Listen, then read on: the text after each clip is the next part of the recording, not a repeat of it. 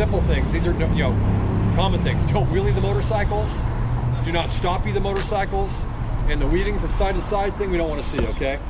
Just I would prefer please get on the bikes and ride them. Where you Traction controls on. ABS is on. Everything's on. Street mode. Yep. Okay, guys. Cool.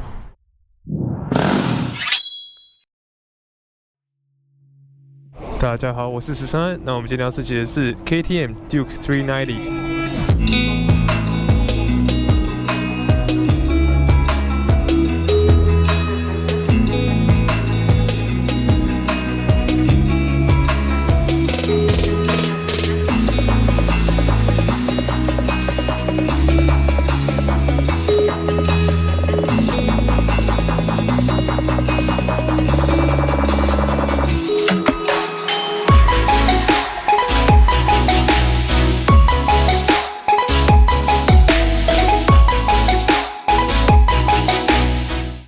今天在旧金山里面试骑，空间非常小，这停在这边很挤。不过我在台北的话，应该很习惯这样子的感觉。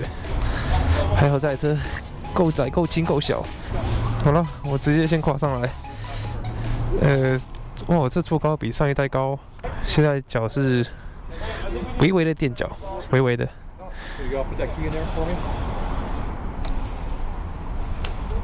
Ready to race. Thank you。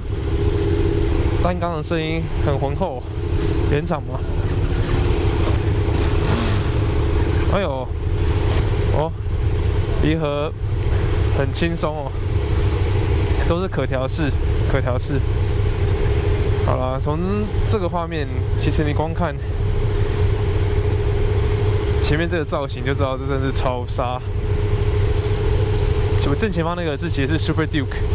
这是他的小弟弟，整体造型其实跟 Super Duke 非常的类似，还是在外面我调整离合。哦 ，shoot！ Give me a hand, guys. Cool. Cool. All right. Yeah, I'm fine. Yeah, it's a big bike. Good. 对啊，1.9牙太高。哇，他撞到右边那边的应该没有什么大碍。Go, you're good. Go. 刚刚出发前，他就会讲说，在旧金山其实办这个活动比较麻烦，市区这样骑其实比较辛苦啦，尤其车队。这台车我记得是160多公斤。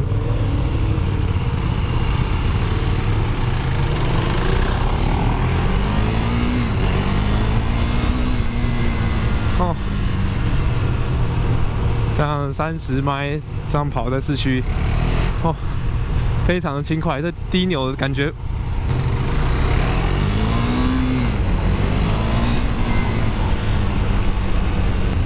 你不会觉得它是只有390哎，因为它一起步的那个扭力一出来就往前喷了。啊，它试骑的时候刚刚应该有听到它。希望我们不要做任何调整了，就是直接放上去直接骑。而且他们也担心说，在市区这样子一群人出去，怕我们分心吧。因为这台车左边这边配合仪表有很多好像选项可以选，所以它的大灯位置是摆在左上角这边，我按在这边。现在后面可以看到太阳直射，然后这仪表非常清楚。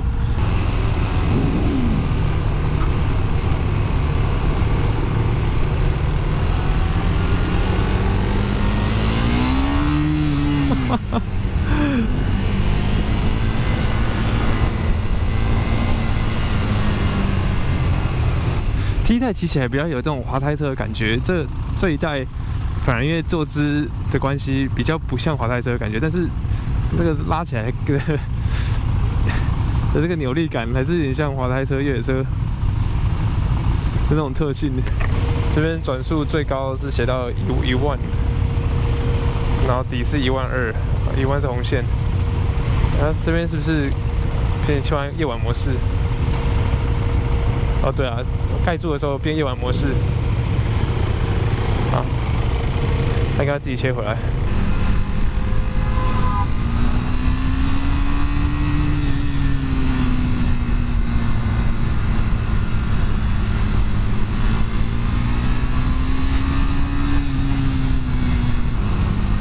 做起来的感觉让我真的觉得很有趣。是，我现在这样骑，然后我一直默默会以为它脚踏的位置，然后踩档啊，然后尤其后刹什么，会觉得好像跟是不是应该跟滑胎的感觉一样，就是直接滑过去，然后可以踩。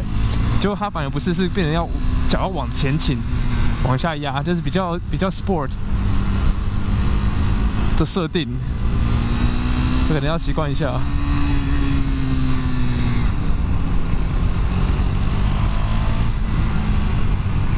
目前从43、4000转，力量一直都，已经红线了，还在亮灯了。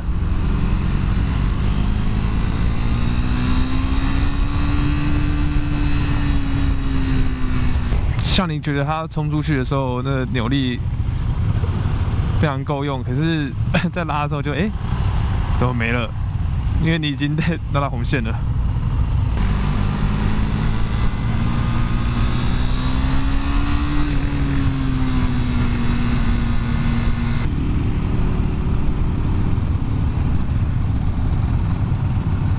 我现在2档，然后2000转8。对啊，这 usable torque 很低就出来了。我可以想象这台车在比较狭窄的山路或是像市区这样子跑，这绰绰有余。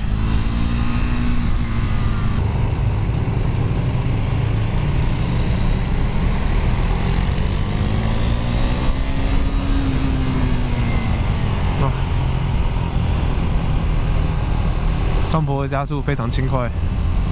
我知道很多人会觉得，买车为什么要花点钱要买单缸车做什么？尤其很多人会有这样刻板印象，但其实单缸车的特性啊，你就算你去升到双缸、3缸、4缸，你都还拿不到这种低扭的感觉。而且我说的低扭是真的大概2000多转那种。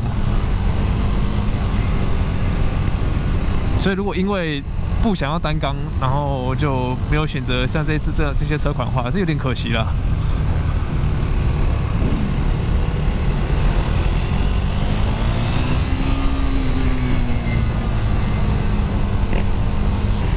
我们好像要到著名的旧金山叫 Twin Peak，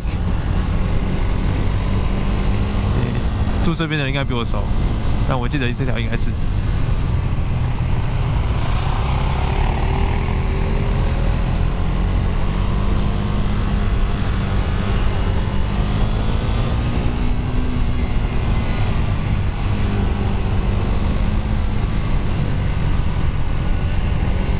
过弯完全不费力，完全。哇，前面是旧金山的市景，很美。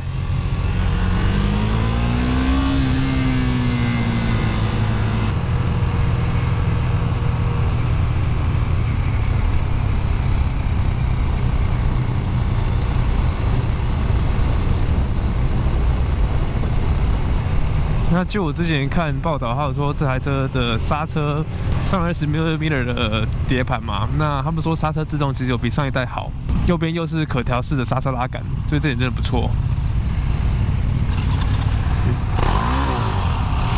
右边那位帅哥熄火了。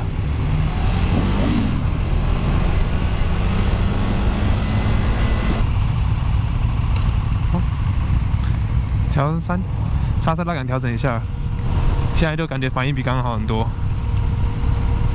现在原厂车，尤其像这样子390，算是以美国来讲，这算是他们低价位的。看，结果换我熄火。等一下，为什么我刚拉离合，然后会自己熄火啊？是下坡好，这样下坡刚好2档，然后它就挡刹的方式配合刹车。突然觉得这种单缸 Duke 在旧金山市区其实蛮适合的，因为上坡扭力够，下坡不想要冲太快，配合刹车跟挡刹一起同时控制。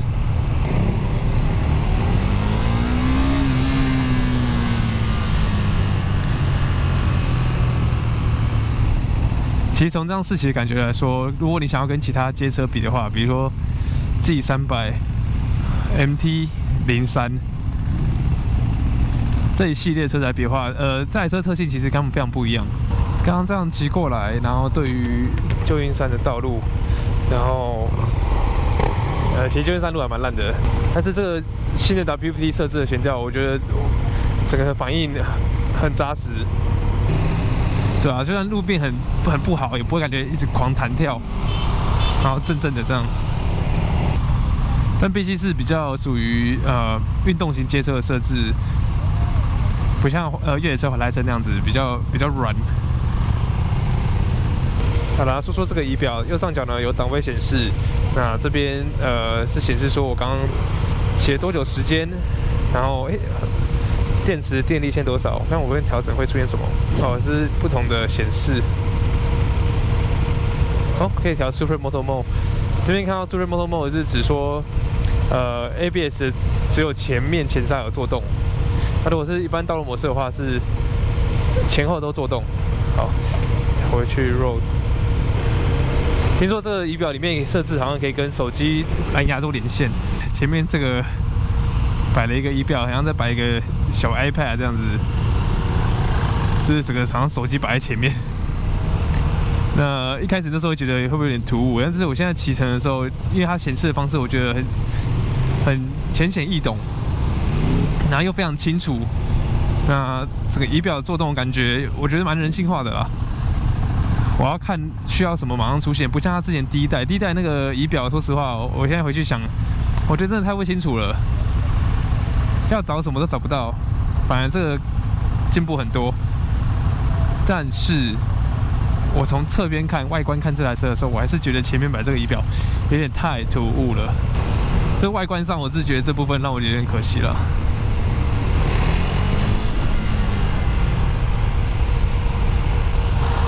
好像一直有一个那个风扇的声音，我不知道是我车还是隔壁的车。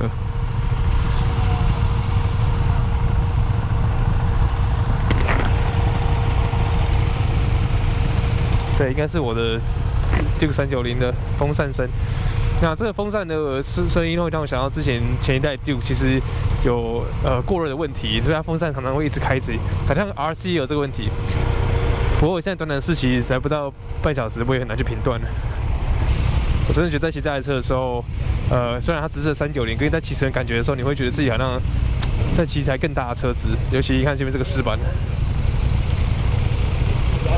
哦，他们现在设计的 design language 真的是抽杀，很凶狠的。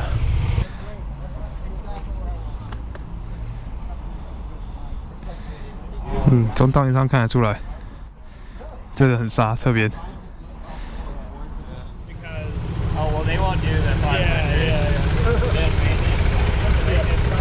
I've ridden it. I rode the DRZ. I test rode it with Suzuki, and dude, it's so slow. Were you trying the Supermoto one or the Yeah. 看到这边有台旧款的 Duke 390，这外观造型上面新款是差很多，整体差很多。这个有点像是跟之前的 Duke 690差不多嘛。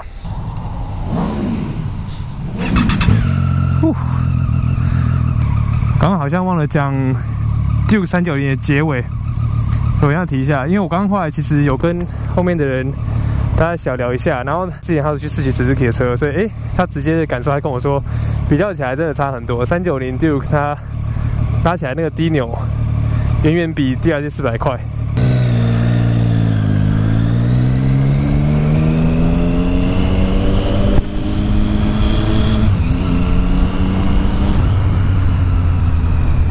靠，我车好好听，自己跟自己讲。低速情况下，尤其市区啊，或者是山区那种小山路，像我之前有说，我觉得那动力那是非常非常好玩，因为那不只是随传随到，那是随传就喷给你。所以如果你是比较向往，不是比较平行顺畅的输出，是比较喜欢喷出来爆发力的时候，黄牌里面来讲的话，400cc 以下这是390 Duke 啊。但是我还是要研究它这台车的妥善率啦，因为 KTM 之前就是有听说第一代的时候有些灾情嘛，那 RC 部分它是引擎的好像太超的时候会有些垫片上的问题，就是大家自己要多爬文啊。那后再来那个做工，因为我提它油箱部分看起来还是比较 cheap， 可是那其实大概是唯一几个看出来比较便宜的部分，因为好，我先出去。